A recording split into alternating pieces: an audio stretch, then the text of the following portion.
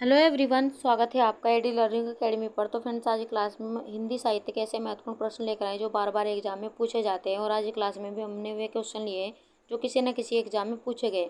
आज की क्लास आपके एग्जाम की दृष्टि से मोस्ट इंपोर्टेंट रहने वाली है। आज की क्लास से आपको किसी न किसी एग्जाम में यहाँ से 2 से 3 क्वेश्चन देखने को मिलने वाले हैं। कुछ चित्रों के माध्यम से भी आज की क्लास में हम आपको समझाने की कोशिश करेंगे। तो क्लास बेहद ही खास होने वाली है। क्लास को आपको अंत तक देखते चलना है। आज की क्लास में आपका स्कोर कितना रहा है ये भी आपको कमेंट बॉक्स में जरूर बताना है। तो चलिए शुरू करते हैं आज की क्लास। आज की क्लास का हमारा पहला क्वेश्चन है, अर्धनारीश्वर नामक उपन्यास के रचयिता कौन है? धर्मवीर भारती, राही मासूम रजा, विष्णु प्रभाकर या Nirala ji. UP BEd exam 2013 में पूछा गया क्वेश्चन है, आपको अपना आंसर देते हुए चलना है। अर्धनारीश्वर नामक उपन्यास के रचयिता की बात करें यहाँ पर, तो यहाँ पर पहला ऑप्शन नहीं होगा, दूसरा नहीं होगा, चौथा नहीं होगा, तीसरा ऑप्शन हमारा यहाँ पर सही है। विष्णु प्रभाकर के द्वारा अर्धनारीश्वर नामक उपन्यास की रचना की गई थी। आइए महत्वपूर्ण जानकारी देख लेते हैं इससे संबंधित। लेखक किसके कौन है यहाँ पर? विष्णु प्रभाकर जी है। भाषा इनकी हिंदी है और साहित्य इनका विषय है। अर्धनारीश्वर के लिए विष्णु प्रभाकर जी को 1993 में साहित्य अकादमी पुरस्कार से भी सम्मानित किया गया था। ये भी यहाँ से मोस्ट इंपोर्टेंट क्वेश्चन बन जाता है। आगे बढ़ जाते हैं अगले क्वेश्चन की ओर। हमारा दूसरा क्वेश्चन है, गोदान उपन्यास की कथा वस्तु की कसावट में कमी आई है, किस कारण से है? आपको ऑप्शन देख लेते हैं। बहुत कम चरित्रों को शामिल करने से, ऑप्शन 2 शहरी और ग्रामीण पृष्ठभूमि के दो विस्तृत और लगभग विरोधी वातावरण को समेट लेने से, ऑप्शन 3 दार्शनिक श्रेणी के चरित्रों द्वारा लंबे भाषण तथा अल्पज्ञ चरित्रों द्वारा उपदेश दिलाने से, ऑप्शन 4 साधारण स्तर की स्त्रियों के साथ उत्कृष्ट कोटि की स्त्रियों की एक ही मंच पर ले आने से। आपको यहाँ पर पूछा गया है कि गोदान उपन्यास की कथा वस्तु की कसावट में कमी आई है, तो किस कारण से आई है? तो ऑप्शन यहाँ पर पहला नहीं होगा, तीसरा नहीं होगा, चौथा नहीं होगा, ऑप्शन दूसरा हमारे यहाँ पर सही, शहरी और ग्रामीण पृष्ठभूमि के दो विस्तृत और लगभग विरोधी वातावरण को समेट लेने से इसकी कथा वस्तु की कसावट में कमी आई है। आइए महत्वपूर्ण जानकारी देख लेते हैं इससे संबंधित। गोदान उपन्यास मुंशी प्रेमचंद जी के द्वारा लिखा हुआ इनका अंतिम उपन्यास है। महत्वपूर्ण उपन्यास माना जाता है। कुछ लोग इसे उनकी सर्वोत्तम कृति भी मानते हैं। इसका प्रकाशन 1936 ईस्वी में किया गया था। और यहाँ पर देखें तो गोदान ग्राम्य जीवन और कृषि संस्कृति का महाकाव्य माना जाता है। इसमें प्रगतिवाद, गांधीवाद और मार्क्सवाद का पूर्ण परिप्रेक्ष्य में चित्रण हुआ है। अगर मुंशी प्रेमचंद जी की यहाँ पर बात करें हम, तो इन्हें कथा सम्राट, कलम का सिपाही इन्हें कहा जाता है। 300 प्लस कहानियाँ इनके द्वारा लिखी गई है। गबन, गोदान, रंगभूमि, सेवा सदन, प्रेम, यहाँ पर मंत्र, ईदगाह इनकी महत्वपूर्ण रचनाएं। आइए आगे बढ़ जाते हैं अगले क्वेश्चन की ओर। हमारा तीसरा क्वेश्चन है, ज्ञान मार्गी शाखा के कवियों को किस नाम से पुकारा जाता है? सिद्ध कवि, नामपंथी कवि, भक्त कवि या संत कवि? यूपी पीजीटी 2006 में पूछा गया क्वेश्चन है, बताइए।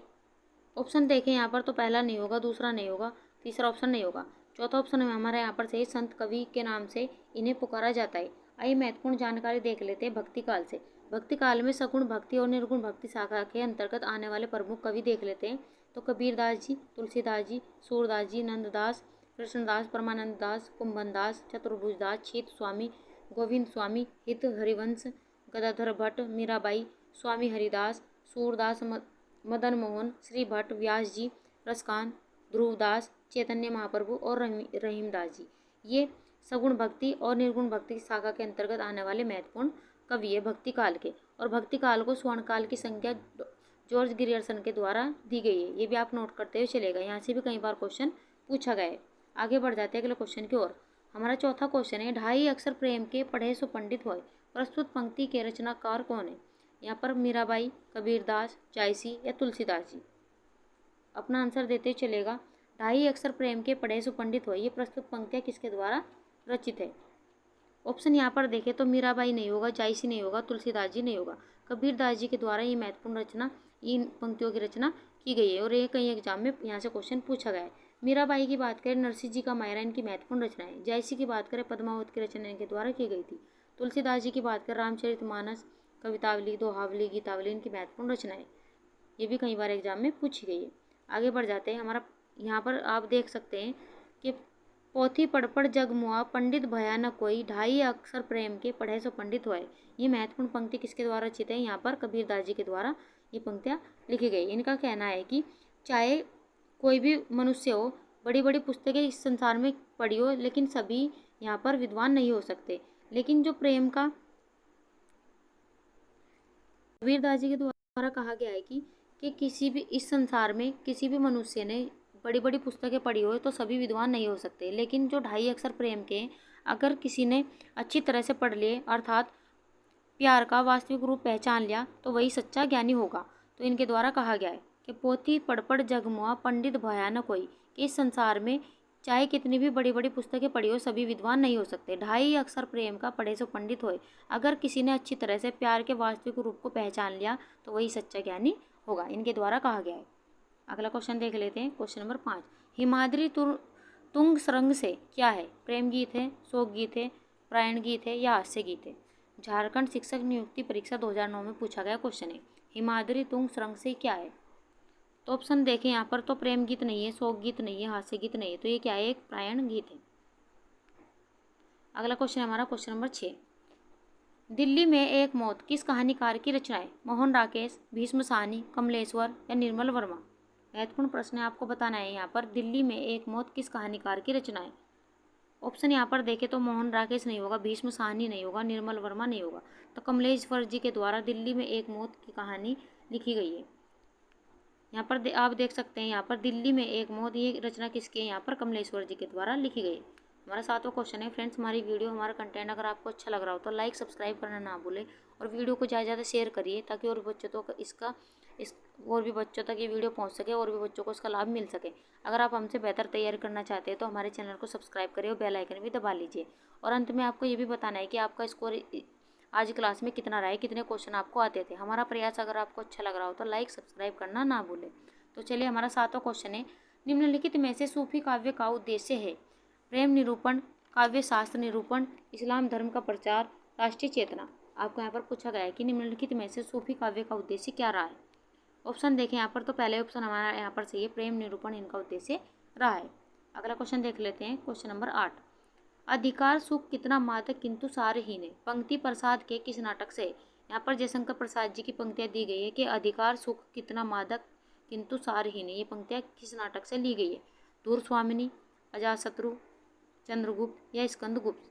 यूजीसी नेट 2010 और DSSB TGT यहाँ पर 2018 में पूछा गया क्वेश्चन है। तो महत्वपूर्ण प्रश्न है, आपको अपना आंसर देते ही चलेगा। ऑप्शन यहाँ पर देखें तो धूर स्वामिनी नहीं होगा, अजातशत्रु नहीं होगा, चंद्रगुप्त नहीं होगा। ऑप्शन चौथा हमारे यहाँ पर सही है, इनके नाटक स्कंदगुप्त से ही पंक्तियाँ ली गई है। आइए महत्वपूर्ण जानकारी देख लेते हैं इनके बारे में। अधिकार सुख कितना मादक एवं सारहीन होता है, ये पंक्तियाँ स्कंदगुप्त नाटक से ली गई है। देवसेना स्कंदगुप्त नाटक के मुख्य पात्रों में से एक है, ये भी क्वेश्चन एग्जाम में पूछा गया। जयशंकर प्रसाद जी के द्वारा 1928 में इसकी रचना की गई थी। पुरुष पात्र देखें यहाँ पर, पृथ्वीसेन, स्कंदगुप्त, भट्टार्क, महादंड नायक, पुरुगुप्त, कुमारगुप्त। स्त्री पात्र में देवसेना, विजय, अंतदेवकी, कुमारगुप्त के विलासी साम्राज्य का इसमें चित्रण किया गया है। आंतरिक कलह, विदेशी आक्रमण का प्रभाव इसमें देखा गया है। आइए महत्वपूर्ण देख लेते हैं, रचना किसकी? जयशंकर प्रसाद जी की। इनके महत्वपूर्ण नाटक है सज्जन जिसकी रचना इन्होंने 1910 में की, कल्याणी पढ़ने 1912, करुणालय इनका महत्वपूर्ण है, ये भी पूछा गया है नाटक एग्जाम में 1912, प्रायश्चित 1913, राज्यश्री 1915, विशाख 1921, अजातशत्रु भी एग्जाम में पूछा गया है 1922, जन्मेजय का नाग ये भी एग्जाम में पूछा गया है 1926, कामना 1927, एक घूंट ये भी इंपॉर्टेंट लगाते चलेगा, कई एग्जाम में इनके एकांकी पूछी गई है 1930, चंद्रगुप्त भी इनका एग्जाम में पूछा गया है 1931, धुर स्वामिनी ये भी एग्जाम में पूछा गया है 1933। पौराणिक कथा और ऐतिहासिक का चित्रण ऐतिहासिक नाटककार कौन माने? जयशंकर प्रसाद माने जाते हैं और यहाँ से कई क्वेश्चन एग्जाम में पूछे गए, तो मोस्ट इंपोर्टेंट यहाँ पर लगाते हुए चलेगा। आगे बढ़ जाते हैं अगले क्वेश्चन की ओर। हमारा 9वां क्वेश्चन है, शिशुपालगंज किस उपन्यास से संबंधित है? विश्रामपुर का संत, राग दरबारी, आधा गांव या मेला आंचल? यूजीसी नेट 2012 और 21 में पूछा गया क्वेश्चन है। आपको बताना है कि शिशुपालगंज किस उपन्यास से संबंधित है। ऑप्शन यहाँ पर देखें तो पहला ऑप्शन हमारा नहीं होगा, तीसरा नहीं होगा, चौथा नहीं होगा, तो ये किससे संबंधित है? यहाँ पर राग दरबारी उपन्यास से संबंधित है। आइए देख लेते हैं महत्वपूर्ण जानकारी। शिशुपालगंज का चित्रण राग दरबारी उपन्यास में किया गया है। राग दरबारी उत्तर प्रदेश के पूर्वांचल के एक कस्बानुमा गांव शिशुपालगंज की इसमें कहानी है। उस गांव की जिंदगी का दस्तावेज जो स्वतंत्रता प्राप्ति के बाद ग्राम विकास और गरीबी हटाओ के आकर्षक नारों के बावजूद घिसट रही थी। यहाँ पर राग दरबारी इसका वर्ष कब है? यहाँ पर 1968। विधा कैस का उपन्यास है, लेखक है इसके श्रीलाल शुक्ल और मुख्य पात्र में रंगनाथ वेद जी, रूपन बाबू, बद्री अग्रवाल, छोटा पहलवान, प्रिंसिपल साहब, जोगनाथ, सनीचर और लंगड़, ये क्या है? इसके मुख्य पात्र है। आधा गांव की बात करें तो इसके लेखक है राही मासूम रजा। इसका प्रकाशन 1966 में किया गया था। ये भी महत्वपूर्ण क्वेश्चन है यहाँ से। अगला क्वेश्चन हमारा क्वेश्चन नंबर 10। आचार्य शुक्ल के अनुसार छायावाद के प्रथम व प्रतिनिधि कवि है। नामवर सिंह, सूर्यकांत त्रिपाठी, जयशंकर प्रसाद या सुमित्रानंदन पंत। स्टेनोग्राफर परीक्षा 2015 में पूछा गया क्वेश्चन है। ऑप्शन यहाँ पर देखें तो जो छायावाद युग के प्रतिनिधि कवि माने जाते हैं वो जयशंकर प्रसाद जी माने जाते हैं। जयशंकर प्रसाद जी की महत्वपूर्ण रचनाएं झरना, आंसू, लहर, कामायनी, इनकी महत्वपूर्ण रचनाएं ये भी कई बार एग्जाम में पूछी गई है। अगला क्वेश्चन है हमारा क्वेश्चन नंबर 11। मैथिली शरणगुप्त का संबंध आधुनिक काल के किस युग से है? छायावादोत्तर युग, द्विवेदी युग, छायावादी युग या शुक्ल युग। चकबंदी लेखपाल परीक्षा 2015 में पूछा गया क्वेश्चन है। आपको यहाँ पर पूछा गया है कि मैथिली शरणगुप्त का संबंध आधुनिक काल के किस युग से है। ऑप्शन यहाँ पर देखें तो ऑप्शन हमारा दूसरा यहाँ पर सही है, द्विवेदी युग से इनका संबंध है। द्विवेदी युग का नामकरण महावीर प्रसाद द्विवेदी के नाम पर हुआ था और द्विवेदी युग की जो महत्वपूर्ण पत्रिका रही है वो सरस्वती पत्रिका रही है। ये भी क्वेश्चन एग्जाम में पूछा गया है। अगला क्वेश्चन है हमारा क्वेश्चन नंबर 12। समय देवता किस कवि की कविता है? केदारनाथ अग्रवाल, नागार्जुन, माखनलाल चतुर्वेदी, नरेश मेहता। आपको बताना है कि समय देवता किस कवि की कविता है। ऑप्शन यहाँ पर देखें तो पहला ऑप्शन हमारा नहीं होगा, नागार्जुन नहीं होगा, माखनलाल चतुर्वेदी जी नहीं होगा। तो इसके रचनाकार कौन है? यहाँ पर नरेश मेहता जी है। आगे बढ़ जाते हैं अगले क्वेश्चन की ओर। हमारा 13वां क्वेश्चन है। भारतेंदु हरिश्चंद्र का कौन सा नाटक बांग्ला भाषा में अनुदित है? विद्या सुंदर, चंद्रावली, हिंदी नई चाल में ढली, कवि वचन सुधा। महत्वपूर्ण प्रश्न यहाँ पर लगाते ही चलेगा। बताइए भारतेंदु हरिश्चंद्र का कौन सा नाटक बांग्ला भाषा में अनुदित है? ऑप्शन देखें यहाँ पर तो पहले ऑप्शन हमारा यहाँ पर सही विद्या सुंदर इनका नाटक है जो बांग्ला भाषा में अनुदित है। आइए महत्वपूर्ण जानकारी देख लेते हैं। आधुनिक हिंदी साहित्य के पिता में कौन कहा जाता है? तो भारतेंदु हरिश्चंद्र को कहा जाता है। भारतेंदु बहुमुखी प्रतिभा के धनी थे। हिंदी पत्रकारिता, नाटक और काव्य के क्षेत्र में उनका बहुमूल्य योगदान रहा है। हिंदी में नाटकों का प्रारंभ भारतेंदु हरिश्चंद्र से ही माना जाता है। भारतेंदु के नाटक लिखने की शुरुआत बांग्ला के विद्या सुंदर 1867 नामक के अनुवाद से होती है। तो जो हमारे क्वेश्चन का यहाँ पर आंसर है। कवि वचन सुधा भी इनकी महत्वपूर्ण रचना है। राजा हरिश्चंद्र की रचना भी इनके द्वारा की गई थी। तो यहाँ पर महत्वपूर्ण प्रश्न बन जाते हैं भारतेंदु हरिश्चंद्र से। भारतेंदु युग का नामकरण भी भारतेंदु हरिश्चंद्र के नाम पर ही यहाँ पर हुआ है। आगे बढ़ जाते हैं अगले क्वेश्चन की ओर। Question number 14। प्रेमचंद किस प्रवृत्ति के उपन्यासकार है? आदर्शवादी, यथार्थवादी, आदर्शोन्मुखी यथार्थवादी, यथार्थोन्मुखी आदर्शवादी। यूजीसी नेट 2012 और AESPRT 2019 में पूछा गया क्वेश्चन है। बताइए। तो मुंशी प्रेमचंद जी की बात करें, इन्हें कथा सम्राट भी कहा जाता है। तो पहला ऑप्शन नहीं होगा। इन्हें कलम का सिपाही भी कहा जाता है। 300 प्लस कहानियां इनके द्वारा लिखी गई है। तो ऑप्शन तीसरा हमारा यहाँ पर सही है। यथार्थोन्मुखी आदर्शोन्मुखी यथार्थवादी उपन्यास की प्रवृत्ति कौन माने जाते हैं? यहाँ पर प्रवृत्ति के उपन्यासकार कौन माने जाते हैं? मुंशी प्रेमचंद जी माने जाते हैं। 300 प्लस इन्होंने कहानियाँ लिखी है। रंगभूमि, सेवा सदन, निर्मला, गबन, प्रेम, इनकी महत्वपूर्ण रचनाएं। आगे बढ़ जाते हैं अगले क्वेश्चन की ओर। यहाँ पर देख लेते हैं महत्वपूर्ण। यहाँ पर आदर्शोन्मुखी यथार्थवादी प्रवृत्ति के उपन्यासकार कौन है? मुंशी प्रेमचंद जी है। ये क्वेश्चन कई बार एग्जाम में पूछा गया है। धनपत राय श्रीवास्तव को प्रेमचंद के नाम से ही जाना जाता है। तो इनका मूल नाम क्या है? धनपत राय श्रीवास्तव। इनके द्वारा महत्वपूर्ण रचनाएं यहाँ पर आप देख सकते हैं। हिंदी में सामाजिक उपन्यासों का आधुनिक अर्थ में सूत्रपात प्रेमचंद 1880 से 1936 से हुआ है। सेवा सदन, रंगभूमि, कायाकल्प, गबन, निर्मला, गोदान आदि प्रसिद्ध उपन्यास किसके हैं? ये मुंशी प्रेमचंद जी के, जिसमें ग्रामीण वातावरण का उत्तम चित्रण किया गया है। आगे बढ़ जाते हैं अगले क्वेश्चन की ओर। दो राह समय के रथ का घर घर नाद सुनो, सिंहासन खाली करो की जनता आती है। उपयुक्त पंक्तियाँ किसकी कविता से उद्धृत है? शिवमंगल सिंह सुमन, रामधारी सिंह दिनकर, मैथिली शरण गुप्त, जानकी वल्लभ शास्त्री। यूजीसी नेट 2012 में पूछा गया क्वेश्चन और मोस्ट इंपोर्टेंट पंक्तियाँ लगाते हुए चलेगा। आपको यहाँ पर पूछा गया कि दो राह समय के रथ का घर घर नाद सुनो, सिंहासन खाली करो की जनता आती है। ये उपयुक्त पंक्तियाँ किसकी कविता से उद्धृत है?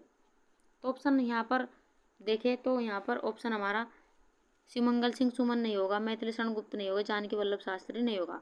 ऑप्शन हमारा दूसरा यहाँ पर सही है। रामधारी सिंह दिनकर के द्वारा ये पंक्तियाँ लिखी गई है। आइए चित्र के माध्यम से देख लेते हैं। सदियों की ठंडी बुझी राख सुख बुझा उठी, मिट्टी सोने का ताज पहन इठलाती है। दो राह समय के रथ का घर घर नाद सुनो, सिंहासन खाली करो की जनता आती है। रामधारी सिंह दिनकर के द्वारा ये पंक्तियाँ लिखी गई है। मोस्ट इंपोर्टेंट ये पंक्तियाँ कई बार एग्जाम में पूछी गई है। आगे बढ़ जाते हैं। हमारा 16वां क्वेश्चन है, दक्षिण भारत हिंदी प्रचार सभा का मुख्यालय कहाँ है? हैदराबाद, कोचीन, मद्रास या बेंगलोर? आपको यहाँ पर पूछा गया है कि दक्षिण भारत हिंदी प्रचार सभा का मुख्यालय कहाँ पर स्थित है। ऑप्शन देखें यहाँ पर तो हैदराबाद नहीं होगा, कोचीन नहीं होगा, बेंगलोर नहीं होगा। ऑप्शन तीसरा यहाँ पर सही है, मद्रास में यहाँ पर मुख्यालय स्थित है। अगला क्वेश्चन है हमारा, फ्रेंड्स हमारी वीडियो हमारा कंटेंट अगर आपको अच्छा लग रहा हो तो लाइक सब्सक्राइब करना ना भूलें। और आप हमें बताइए कि आपको हमारा कंटेंट अगर आपको नहीं अच्छा लग रहा है तो आप हमें कमेंट बॉक्स में ज़रूर बताएं, ताकि हम इसमें और भी सुधार कर सकें।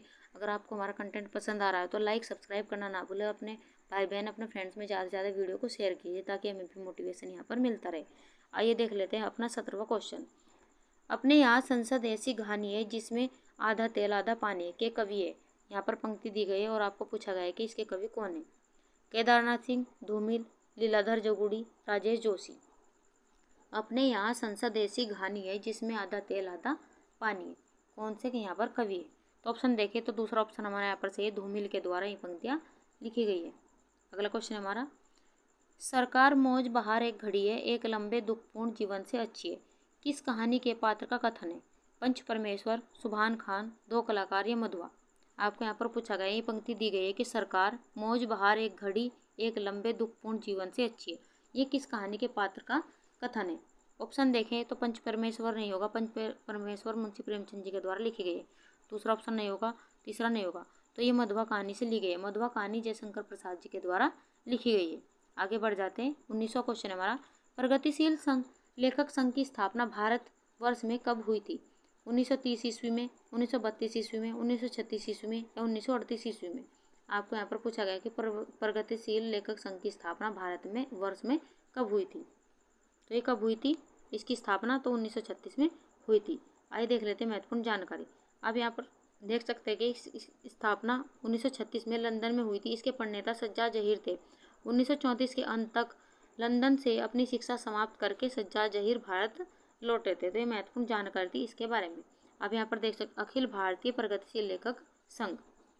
अगला क्वेश्चन हमारा 20वां क्वेश्चन है, निम्न में से कौन सा कवि हास्य कवि का नहीं है? यहाँ पर पूछा गया है कि निम्नलिखित में से कौन सा कवि हास्य रस का कवि नहीं है?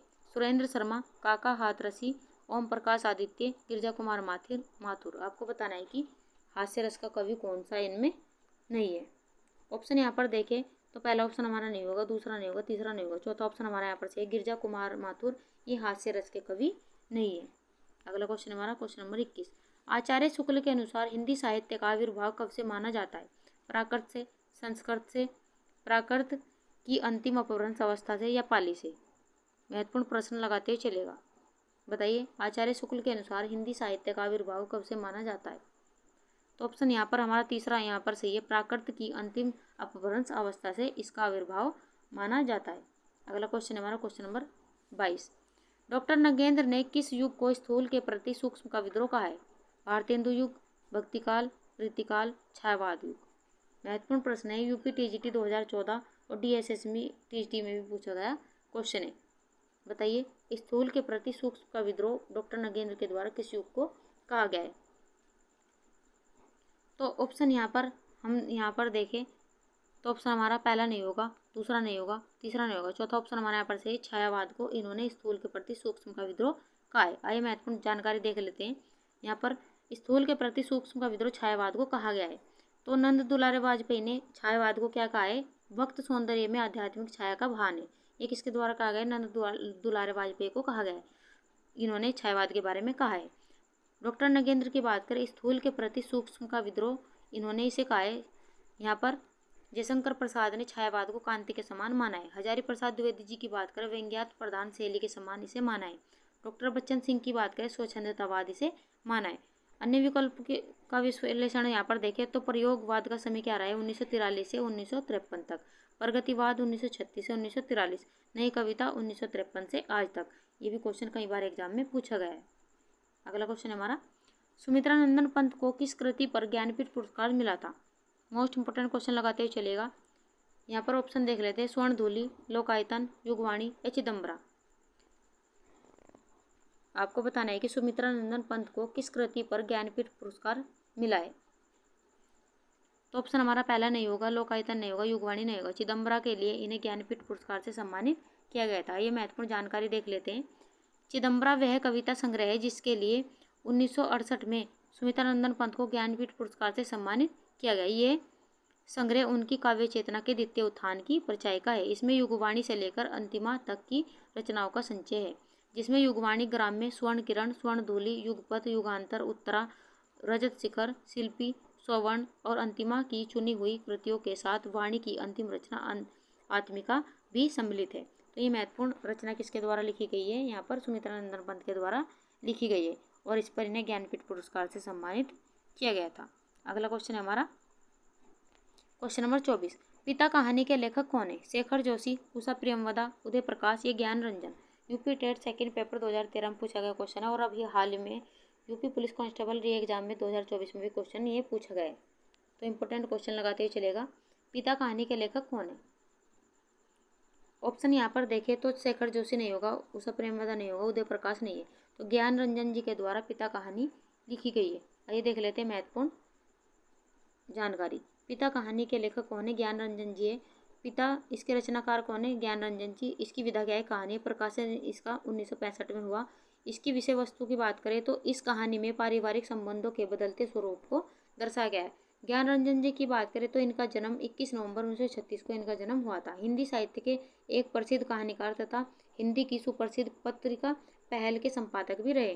कहानी संग्रह इनका फैंस के इधर और उधर 1968, क्षणजीवी 1977, यात्रा 1971, सपना नहीं 1977। प्रमुख कहानी इनकी घंटा, बहिर्गमन, अमरूद और सीमाएं इनकी महत्वपूर्ण कहानी। ये भी जानकारी आपके लिए महत्वपूर्ण साबित होने वाली, ये भी आप नोट करते हुए चलेगा। अगला क्वेश्चन हमारा और आज की क्लास का हमारा अंतिम क्वेश्चन है फ्रेंड्स। आलोचना पत्रिका के संपादक कौन है? रामविलास शर्मा, नामवर सिंह, नरेंद्र मोहन या महेश सिंह। टीजीटी एग्जाम 2004 और यूजीसी नेट 2023 में पूछा गया क्वेश्चन है। आपको बताना है कि आलोचना पत्रिका के संपादक कौन है। ऑप्शन यहाँ पर देखें तो दूसरा ऑप्शन हमारा यहाँ पर सही है, नामवर सिंह के द्वारा इसका संपादक किया गया था। तो चलिए फ्रेंड्स, ये थी हमारी आज की क्लास, आज का कंटेंट। आज की क्लास हमारी आपको कैसे लगी उसके बारे में आप हमें कमेंट बॉक्स में ज़रूर बताएं।